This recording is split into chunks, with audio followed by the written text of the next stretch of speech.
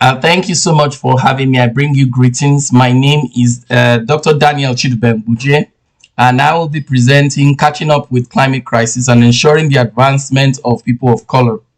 I run a non-for-profit based organization called the Team 54 Project. It's a 501c based here in the US with membership across the world, and we are happy to partner with NAACP for this. I'll be going through this outline as I begin my presentation. It will guide me to be able to highlight what NAACP areas of interest are and how NAACP can come to the help of addressing the climate crisis and simple ways that they can advance, and prevent the impact of climate change on people of color. But before I do that, I want to thank, the national NAACP executives and also the NAACP Mid Manhattan executive offices led by President Jeffrey Easton on approving and rectifying, that I'll be receiving, this honor from the Environmental Climate Justice Committee. I'm eternally grateful for the award for 2020, and I promise it to redouble my effort to ensure that we work together, to make life better for our people. Quickly to the presentation, I will start by saying that the National Association of Advancement of People of Color are the biggest and the largest civil organization in the United States. 113 years ago, it was established in New York as a response to the interracial conflict that was happening at that time between whites and black. And surprisingly, some white progressive-minded people and leading intellectual minds led by William Edward Du Bois, Mrs. Ida Williams Burnett, and many other people of color came together to create the group. The organization, like I said, has over 2,000 branches scattered across the world with millions of active members and sympathizers, not only in the US but outside the US. And they have continued to champion the interest of a multiracial group, advocating for equality and ensuring that that the social political construct gives what is due to every people of color: the opportunity for education, the opportunity for financial emancipation, the opportunity to exist and have dignity within the confines of the US and outside the US. So advancements for NAACP is has both personal, organizational, and community-based meaning. So as NAACP members, we need to know where we are. And the question we all should be answering is, are we climbing that ladder of progress that has been handed to us in 1909, or have we plateaued, or are we just marking time? In this presentation, we'll be able to know better. So it's only proper for me to introduce the concept of advancement, which is central to what NAACP stands for. And this presentation will highlight the importance of this advancement in addressing the climate crisis and mitigating the impact that we know.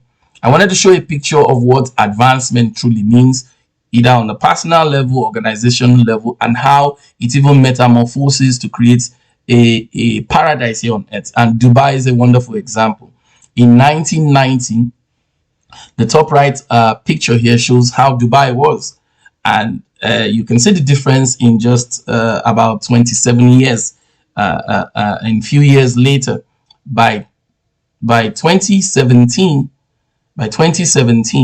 Dubai has transformed itself to a paradise, and all this was possible because they were able to feed in on the advancement that their people need. They were also able to organize themselves in such a way that they're able to liaise and bring on board different diverse groups of people to build a city that they so want. Next slide, please. So understanding the science of advancement is very key, and it starts with a simple definition.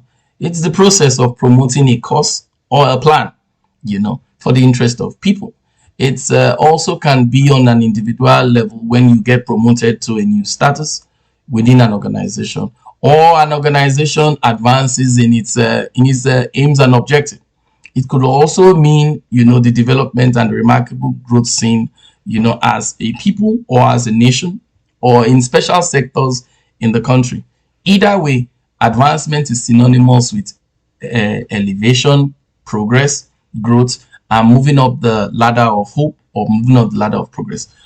However, the only time people fully advance or progress the ladder of advancement is when all the personal needs of people, the organizational structure that allows for these needs to be expressed, and the society in itself embraces the science of advancement and see to it that people of color are used, and then result in transformation that we see.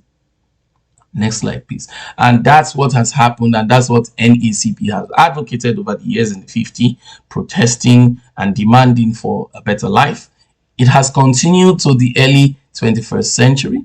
Yes, with a little bit more change, because now we have a mixed, diverse group of people, both white and black, advocating, for a better life for everyone, And this also explains that the modern concept of capitalism in itself was not the silver bullet that it used to pretend it was in the early 20th century, because it was not able to create that abundant wealth it professes across board. Rather, it has generated unintended consequences that are built up in conflict, in rise in violence, in inequality within the society. So the indication, therefore, is that the rights of people to seek for a better life is what the science of advancement tries to answer. It is often the result of exclusion, marginalization of groups of people that trigger the need for people to want something better. Sadly, it requires that true leaders get to know, when to act and when to stop acts that will set back their groups by many years. So, and this advancement science was better explained 67 years ago by a lady who refused to stand up or give her seat up for another white person. It triggered the heroic stance where people's dignity needed to be respected at all times. There were also other groups of there were also other wonderful young men and women there too that triggered, the science of advancement. One of them is Dr. Williams. Dr. Williams was the first executive director of NAACP. He was unique to the point that he ensured that the black people at that time understand the importance of dignity, and he stressed at all time that this conviction is what will drive us to become more better, and that people should demand for better life. And he didn't even end there. His philosophy also spilled over to now inspire the Pan-African ideology, and he was invited by President Kwame Nkrumah of Ghana then in the early 60s to advance this cause. Until date, I am one of the beneficiaries of that mentality of progress amongst African people. However, I must stress that Rosa Parks' effect or historic demand for dignity, by not giving up her seat, didn't just come like that. She was a leader who was tired of seeing her people suffer, and she was built for that time. She was someone within the society that had good character and loved her people, and then she triggered that movement. There are factors that, however, impede the advancement of people of color, and it should be stated. Poverty is one of them, and the widening social gradients, the gap between the rich and the poor. And it's much more worse when you are someone of color. And that's because government over the years have not been paying attention to the needs of the various diverse groups of people. Their concerns have been thrown off even when discussions that directly concern them are being used. So people have felt disillusioned because politicians rather follow their political ideology than just listen to the That just listen to the people, and this has made people of color feel that they do not have an effective representation of their needs, and even do not even consulted on how these needs can be solved. Next slide, please. And our national president of NAACP encapsulates that advancement mentality and the entire story well. He says that we must make the demands required for the future we want to see. And this is why the NAACP focuses on these areas of interest: advocacy for people who have been cheated unjustly. The race issue is still an issue that they advocate for. Education for all, especially when innovations are being created, ensuring well-beings of people of color, and seeing to it that they groom the new generation of people to see things through, and then advocating for climate change, which I will be discussing in a hurry. The concept of climate change is not new to many people, but the problem now are the nuances of words that are being used. Climate change presents a public health problem, a security problem to every nation on earth. It has a disruptive element, both at the local and the global level, and it fuels humanitarian crisis whenever it arises. And in systems where you have poor political structure, it only weakens the democratic process and make things bad. So the issues now are some of the words that are being used that create conflict sometimes, like global warming. Global warming just simply means the long-term warming that is seen, over a course of period of time, the rise in temperature over a course of period of time. While climate change in itself includes the rise in temperature and more broader ecological variations that have happened on Earth over the course of the period of time that we're seeing. So furthermore, climate change in itself can be seen as a rise in sea level, the shrinking of the Arctic glaciers, wildfires that never end in California, hurricanes, cyclones, desertification of both the Sahara and the Kalahari regions, the gradual shift in seasons, in North Dakota here, we're still experiencing winter, even though officially it has been announced more than a month ago that we're in spring. These are all the consequences of the climate crisis. And these are something that has been associated with, burning of fossil fuel, active exploration of fossil fuel, the release of carbon dioxide and other agents in such a way that it directly affects people of color who are always very closely within harm's way in this group. And some of the effects are seen all over the world. You're having a destruction of agricultural food, you're having the ocean moving into areas of land, you're having flooding seen in Louisiana, in Atlanta, in Houston, and then desertification across the world. Next slide, please. So the environmental and climate justice arm of NAACP, deems it fit to now look at this picture holistically, and it is important that we take particular interest in how climate change impacts people of color, especially those within poor neighborhoods.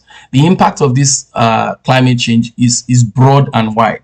Generally, the greenhouse emissions are responsible. Our indiscriminate action as humans for destroying natural resources are also added to be causes of this problem. It often presents in multiple ways. Like I've said, it can present as a health problem where you have pollution of air and the water bodies, and these are something very known to people of color. It also happens and disrupts agricultural chain system. It creates security concern. The consequences of climate change that are seen as flash flooding, droughts, land degradation, the dying rivers, polluted lands, disruption of food chain, all create stress, that affects everyone. And it is seen in this picture here in Louisiana. You can see the flooding that has affected their cows. They lost a lot of them. It causes malnutrition because there's disruption of food chain and vulnerable people becomes subject to it. The release of carbon dioxide creates a lot of issue. The impact of climate change on the people of color is sweeping. We now know from science that the EPA, the agency in charge of government, says that people of color, especially African Americans, have this 34% more exposure risk, to heavy pollution or the impact of climate change than any other group. And 40% of those with rising temperature, live in areas that are exposed to this harsh weather. The same story is said for those with a Hispanic origin. They are subjected to, they are subjected to exposures that either makes them vulnerable, either from construction sites or agricultural stuff. They make them vulnerable to temperature changes and disrupts their ways of life. So NAACP then has things they can do. They can, one, control the resources around them. They can drive and preach that the green philosophy or the green messages be done on local level. By this, I mean they can seize the opportunity of preaching more renewable ways we can practice. They can reach out to institutions within mid-Manhattan, like Apollo, and say, let us have dramas that can depict why we should be able to do better agricultural, better climate solution problems. They can also reach out to big organizations within the New York area and host farm exhibitions, for people of color and share rub ideas. They can even organize competition in the Harlem River to ensure that things get better. The point to be made is that NAACP can encourage business ownership, business owned by people of color, to see that they address the issue of climate change. They also can inspire, the support that the younger generation of people of color will need by encouraging the young people to go to school, by encouraging young people, to look for solutions to address climate change issues in their area. And these are some of the pictures that are there. It's also important that I stress that you need collaboration with other groups of people to even achieve this much as we address climate change, and then actively discussing ways to address this solution that already exists. The solutions are all there, and what we need to do are all there. Are also one of the ways that NAACP can promote this revolution. Finally, as a child, never forget home. People of color here in diaspora must also find ways to support motherland, just like our predecessor has done, Dr. William Du Bois have done, because creating that positive aura only means that life will be better for every one of us. And the pictures here show all that. So the solution to addressing climate crisis, it requires us either adapting and mitigating on the impact of climate change. Next slide, please. And these solutions are not too difficult for us to find. These solutions, if we do not take it serious, can disrupt food chain, can impact the quality of water, can cause more pollution, can lead to more biodiversity loss, and then leading to death in all. One approach to resolve this crisis is the application of the sustainability model. It is believed that this is the best alternative that can help us. It addresses people and planet and the socio-economic needs of our people, fuses it together to create solution, and that's the way we can adapt. And some of the pictures are what we have here. Next slide, please. And these are some of the things my organization have done over the years. We've liaised with the government of Liberia, United Nations, people back home. We've promoted such development. So the solution to climate change requires NAACP advocating for it. The truth is that the climate crisis provides opportunity for people of color to embrace a new thinking and create a new development pathway. It will increase energy efficiency, helps us better conserve the resources we have, ensure that we recycle much more better, ensure we address other things. In conclusion, there is need for urgency. There is need for us to promote climate solution in all our communities. Where people of color live, we need new champions, we need new leaders to advance our cause. Thank you so much. You're all welcome.